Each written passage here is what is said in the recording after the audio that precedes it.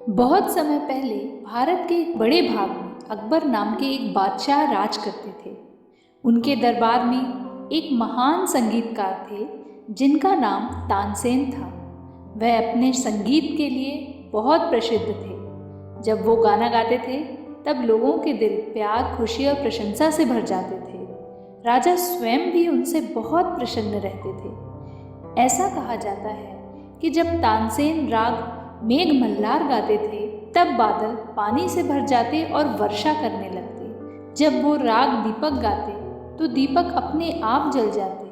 आप ऐसा मान सकते हैं कि उस समय शायद वह दुनिया के सर्वश्रेष्ठ गायक रहे होंगे और उनसे और अच्छे गायक की कल्पना करना भी मुश्किल रहा होगा। एक दिन सम्राट ने तानसेन को बुलाया और कहा, तानसेन, आपका संगीत बहुत सुंदर है। मैं उस इंसान से मिलना चाहता हूँ जिसने आपको गाना सिखाया। मैं जानना चाहता हूँ कि वो कैसे गाते होंगे। आप उन्हें मेरे दरबार में बुलाइए, मैं उन्हें सुनना चाहता हूँ। इस पर तानसेन ने कहा, महाराज, मेरे गुरु बहुत दूर जंगल में रहते हैं। वह बहुत ही साधारण आदमी हैं, लेकिन वो ऐसे किसी के लिए भी नहीं गाते। मैं माफ़ी चाहता हूँ, मगर वो यहाँ पर नहीं आएंगे। बादशाह को इस बात पर बहुत आश्चर्य हुआ कि ऐसा कौन सा आदमी होगा जो इतने बड़े राजा के बुलाने पर भी ना आए। पर वो एक समझदार राजा थे। बिना क्रोधित हुए उन्होंने तानसेन से कहा, मैं आपके गुरु को सुनना चाहता हूँ।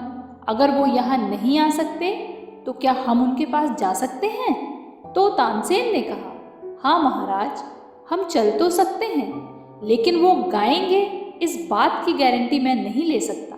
दरअसल तानसेन के गुरु स्वामी हरिदास भक्ति परंपरा में समर्पित एक महान ध्रुपद संगीतकार और गायक थे और वो सदा कृष्ण और राधा की भक्ति में लीन रहते थे और उनके लिए ही गाते थे। एक दिन अकबर और तानसेन उनसे मिलने निकल पड़े। उस दिन अकबर एक आम आदमी के वेश में थे। वे संत हरिदास की कुटिया पर पहुंचे। उस समय वो वाद्य यंत्रों के साथ बाहर बैठे थे। तानसेन जानते थे कि उनके गुरु हरिदास बहुत शुद्ध हृदय वाले थे और सिर्फ ईश्वर की सेवा में ही गाते थे, इसलिए शायद उनके कहने पर भी वो नहीं गाते। अतः तानसेन ने खुद गाना शुरू कर दिया और उन्होंने जानबूझकर अपने गाने में गलती कर दी। तब गुरु हरिदास ने कहा, अरे तानसेन, ऐसा मत गाओ। और उन्होंने खुद गाना शुरू कर दिया और गाना गाया। वह बहुत ही उत्तम और बहुत ही सुंदर था। बादशाह अकबर ने आज तक किसी को इस तरह गाते हुए नहीं सुना था। गाना सुनने के बाद तानसेन ने अपने गुरु से विदा ली और वापसी की यात्रा शुरू कर दी। बादशाह अकबर संत हरिदास के संगीत से स्तब्ध थे। वो काफ़ी देर तक चुपचाप चलते रहे। काफ़ी देर बाद अकबर ने तानसेन से कहा, आप इतने महान गायक हैं, लेकिन आपके गुरु आपसे इतने बेहतर कैसे हैं? तब तानसेन ने कहा, महाराज, मैं आपके दरबार में संगीतज्ञ हूँ। मैं आपके सामने गाने के पहले बहुत अच्छे से रियाज करता हूँ, फिर पूरी सावधानी से आपके सामने गाता हूँ, क्योंकि आप धरती के एक बड़े हिस्से के राजा हैं। लेकिन मेरे गुरु सिर्फ उनके लिए गाते हैं जो पूरे ब्रह्मांड का राजा है। जरा सोचिए, वो कितनी लगन से गाते होंगे जब पूरे ब्रह्मांड का स्वामी उन्हें साक्षात सुन रहा हो।